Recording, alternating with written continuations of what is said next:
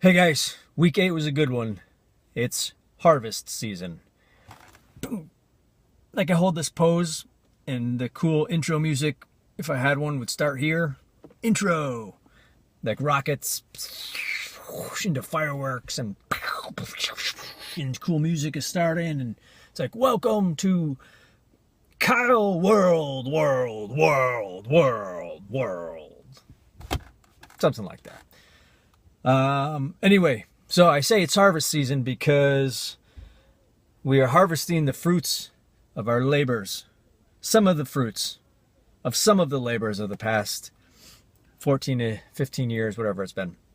So I booked not one, but two films actually in the same day. And I'm excited for both. And that's kind of going to be the topic of this week will be, there's a phrase that goes around as actors where it's we say we book the room when we go in and we go an audition for any particular role.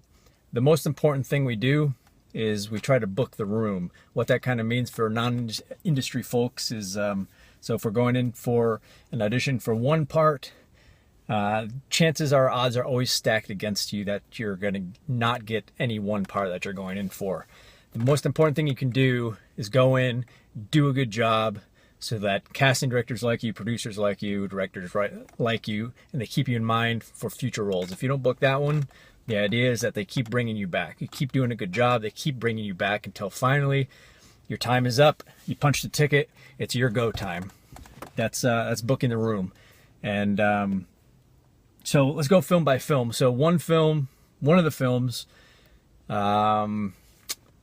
so I'm pretty excited because this I kind of have to be a little cautious about what I can and can't talk about with these new projects. Sometimes you never know, so it's always better to give less information.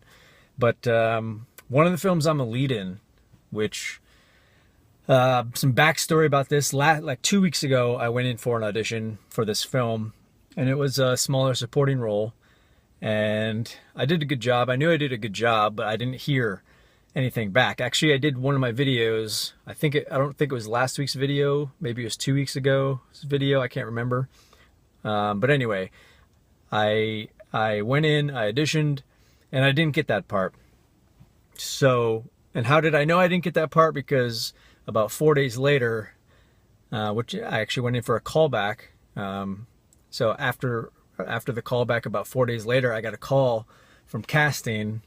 They contacted my agent and said that the lead of the film actually had to drop out and they had to replace him. And they had short notice, and they thought that I was a good match for the character, and they liked my performance and my audition for the other character, so they wanted me to come back in and audition for this lead part. And I went in, and bam, I got it. So. And the cool thing is, the exciting part is, the person who dropped out is, I don't know where to put people on the A list of actors, but he's definitely a celebrity. He's definitely he's definitely an actor that people know. He's been around for, I don't know, 20 years or so. He's at the top of his game. The reason he had to drop out is because he just landed a new series regular gig for a new show. So it's pretty cool that, I'm perceived to be able to take over a role like that. I've known it for a long time, and it's cool that other people are recognizing that as well. So, and again, this is right on topic for this week. So I booked the room. That was the number one thing I did. And even though I didn't get that smaller part, it ended up, and this is the first time I actually met this casting director. It's the first time that I met this director. So I went in, I rocked it, and I rocked it so hardcore that they're like, yeah, let's bring him in for the lead it was just cool. I could go on about that, I suppose, because it makes me excited. But anyway, that's booking the room. And that's how important it is to focus on booking the room. It's how important it is that I booked the room, that I went in there and did a solid job. and that actually films this week. I just left the table read now, and I'm also excited for this film because it's probably the most challenging role that I've had. If I look back on everything, this is definitely going through the mental Rolodex of projects, and this is definitely near the top for most challenging. I'm playing a father, which is also might be a new thing for me. Maybe I've played a father before, but in this case, I'm playing a father whose son is dying of cancer, very young. The film starts when he's 3 or 4 years old, and it ends with he's around 8 years old, and he's dying of cancer. And I play a scientist who is frantically searching for some sort of cure or some way to save his life. And it's a sci-fi spin to everything. And like I said, I can't give too much away because I want, eventually I want you guys to watch it, and there'll be a trailer and stuff which I'll share at some point as well. But it's going to be a fun role. The challenging part is that I get to be a father. I get to run through this gamut of emotions, and it's the character that I get to play is goes through a lot of shit, and I'm really looking forward to challenging myself for this. And then number 2, so this film I booked. It's a smaller film, or not smaller film. It's a smaller supporting role. It's 4 days of work up in Kentucky. And here's the thing. So this is the cool part. So these guys, I didn't audition for this film. This was actually an offer. And this is strictly from a relationship that I built going at least 10 years ago, somewhere around there. And so these guys I've never worked with before, but I've known for a while. I auditioned for this producer. They were together still at the time. These producers had me in for a film, like I said, like 10 years ago, and I didn't get this part that I went in for, and that was the one and only time, I should say, over the past 10 years was my initial meeting with them, my initial audition back in New York City. And I auditioned. I didn't get the part, but I ended up in LA soon thereafter, and they were a smaller company. They were starting to grow, and they ended up getting out to LA as well. And over the next 10 years, fast forward some of this stuff, but what had happened was they grew. They became a really well put together team, and they started pumping out films to the point they're doing, I don't even know, 4 or 5 a year, and they're working with some major stars now. So it was really cool to see like where they started to where they are now, and just like myself, like I've come a long way since back then, and I think they've recognized that as well. And how have they recognized that? Well, this is the thing. This is what I'm talking about, like planting the seeds, because it's harvest season now. So this is like what I was doing was I'd show up at their screenings. I'd see that they'd have screenings of their films around LA. So I'd show up. Every so often I'd drop them an email and just say, hey guys, good to see you. I'd follow up after seeing them, one of their screenings. Good to see you guys. Tell them how cool it was that they've grown into what they've grown into. I'd send my materials whenever I'd have an update. Not whenever, but with discretion. If I bother them too much, it's like nobody wants to. And then you just become like the annoying actor, you know what I mean? So it's you use discretion. Maybe once a year, every 2 years, when I had something important to show them. And it's funny. This is a minor tangent, but it's kind of a fun story. So one of the first times that I saw them, and this is right after I really started to book more work, and I ran into them at one of their screenings, of course, and they were like, I had just done *Halt and Catch Fire* a few months before. And now when I did *Halt and Catch Fire*, it was like at the end of second season, I believe, and my character we shot my scene in 3 different ways. It was based on if the show is going to get picked up or not. And maybe it was just, yeah, that's all it was based on, if the show was going to get picked up or not. Because if the show was going to get picked up, then they could use my scene in a different way than if the show was going to get canceled. Because then they could, if they knew the show was going to get canceled, then they could use my scene as, you know, going towards wrapping the show up versus continuing the story for the characters, for the main characters. So what happened during filming is we shot a few different ways, and the show got picked up and ended up going for like 4 or 5 seasons. But anyway, because of that, a lot of my dialogue got cut. They didn't use a lot of coverage on me, meaning for non-industry folk, it means like they didn't put the camera on my face while I was talking. Excuse me.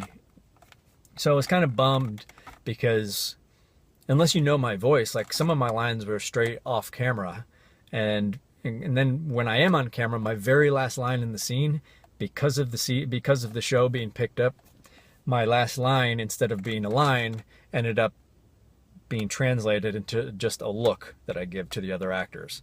So you didn't even see me speak on camera. So then getting back to these producers that I'm working with now. So I ran into them at the screening, and they were like, "Hey, we just saw you on *Halt and Catch Fire.'" And after not seeing them for so long, and them only knowing very little bit about what my career, and that that I had started working. So they see me, I was just thinking, like, so these guys just saw me in a show that, maybe they heard my voice and they saw my image, but it's, for all intents and purposes, I could have appeared just like as a background actor, something very small. And it was just like the irony of them seeing something that I was in, which is cool because then it gives me some, value in their eyes. It gives me a little clout when, trying to get a role with them. And of course, the one thing that they saw me on was the one thing of the 5 or 6 that they could have seen me on, where I had great parts, and I was, that it was just like an odd thing. And I remember being like, what are the chances, right? So anyway, so these guys, like I said, over the past 10 years, I just kept in contact with them, and I grew, they grew, and now they're busting out movies, like I said, and they're working with some major stars, and now I get to play with them, and it's cool. And this is like brings me to my final point for this video is, the old adage, like, work begets work in this industry. And that happens for a couple reasons. It happens because, one, when you start working, you get a sense of confidence about yourself. So I became confident. I brought that into my auditions, and then and people want to hire actors with confidence. They want to make sure that I'm going to come in, I'm going to be a professional. I'm not going to cause delays. I'm going to know my lines. I'm going to be prepared. Like, that's what confidence goes a long way in this industry. Or that's the whole faking it till you make it. That can be considered that too. If you don't have confidence, well, you better fake that you have some confidence. And then, another part of work beginning work is you meet people. Every time you work, you meet other actors, you meet directors, you meet writers, producers. You meet so many different people. And then what happens is,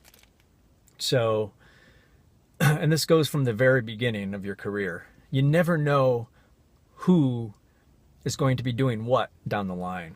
So the more you work, the more people you meet, the more you increase your chances, the more relationships you have. Obviously, I don't need to point that stuff out. That's stupid. In this case, that's what this was. I met these guys through another project that I had did. And, I think it's really important because I've been on both sides where I've seen people who have treated, like, as an actor, I showed up on set once for this one show, and the director had no time for me. I was a co-star. I had I don't know, 4 or 5 lines, but it was a pretty important scene to not just this episode, but the whole show. Something major went down in this episode. Somebody was killed, and it was a major person, a major character on the show. And this director, they never said hi to me. They just didn't talk to me at all. I wasn't important enough in their eyes to talk with, but they had plenty of time to talk to all the series regulars and the guest stars. They were those were what was important to these people, and I get it that that director, that's what they were doing. They're trying to build relationships. I'm not gonna ever hold that against people. However, it's the kind of thing like I wasn't important enough in her eyes, and who knows where I'm gonna be in 10 years. And so if I'm not important enough to talk to, then I'll remember that kind of stuff in the future. And that's why I always, and I think it's really important it doesn't matter who is on a set or in a casting office, or just, obviously you can use this film for a metaphor for just life in general, but it's really important to be kind to everybody in this industry. It's really important to just be a kind human being. I think it says a lot about a person where, when you see how they treat people who perceivingly can't do anything for them. Just being a good person, a good human being, being kind, learning about people, showing interest in them. It really goes a long way. On a film set, it's like there's PAs, which for non-industry folk, the PAs are people who, it's kind of like the equivalent of an actor when they're doing background work. It's like the lowest on the totem pole. It's where you kind of start from the production sides of things. But nobody really stays there. Nobody goes into the business saying, I want to be a PA. I want to go every morning and get 57 coffee orders and, go pick up somebody's dirty laundry at lunch. Like, it's kind of the work some PAs get stuck with, some grunt jobs, and it's like nobody wants to do it, but it's part of the process. And these PAs, like, they have goals. Maybe they want to be writers, directors, producers, whatever they want to do. The point is, everybody on set, it's really important to just make time and meet them and be a good person, be contacts with each other. So now they're all part of my team. So like on this film, these two films that I'm doing now, I'm going to meet a whole bunch of new actors. I'm working with new directors, new producers that I've never met before, and now we're all on the same team. So we go off from these projects and we continue to flourish and go about our careers, and who knows where people will be in. These PAs or these assistant directors, these producers, who knows what they're going to be going on to. They might end up being the next Steven Spielberg. Whatever the point is, then we all know each other. And that's how this work begets work. We just make relationships, and you work hard at keeping them, and you're a good person, and people recognize and people appreciate that stuff. And that's what I've always held to, like, my standard, not just as a human, or I should say not just as an actor, but as a human. And I think it's so important, because like I said, I've seen people who just don't care about the people who seemingly can't. I said perceivingly earlier. Is that even a word? I don't know. But anyway,